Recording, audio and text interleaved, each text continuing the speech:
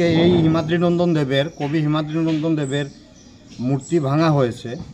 এই মূর্তিটা আমরা যুব সমাজ ক্লাবের পক্ষ থেকে উনার মৃত্যুর পরে আমরা 1 এপ্রিল উনি মারা গেছেন, আমরা এই মূর্তিটা আমরা ক্লাবের পক্ষ থেকে আমরা এখানে স্থাপন করেছিলাম।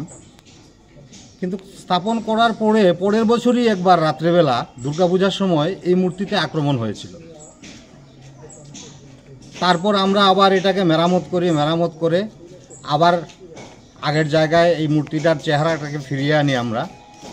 তারপর থেকে চলছে। উনি 1 এপ্রিল মারা গেছেন, প্রতি বছর আমরা এই মৃত্যু দিবসটা পালন করি এলাকাবাসী হিসাবে, ক্লাবের তরফ থেকেও আমরা এটা পালন করি।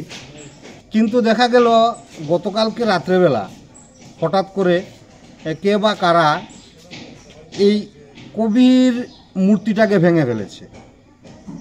কবির মূর্তিটাকে ভাঙার কোনো কারণ তো আমরা এখন পর্যন্ত আমরা খুঁজে পাইনি।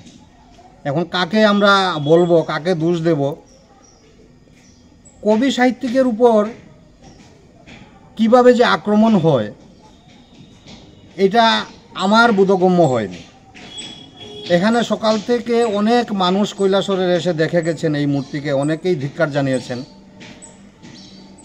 আমি সাংবাদিক বন্ধুদের মাধ্যমে আমি সারা ত্রিপুরাবাসীকে বলতে চাই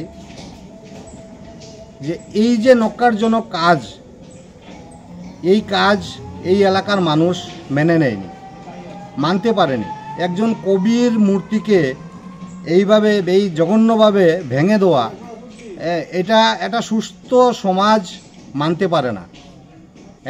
আমরা চাই, আমরা ক্লাবের পক্ষ থেকে চাই, আমরা এলাকার পক্ষ থেকে চাই যাতে এই মূর্তি যারা ভেঙেছে ওদেরকে প্রশাসন খুঁজে বার করুক এবং তাদের শাস্তি দিক।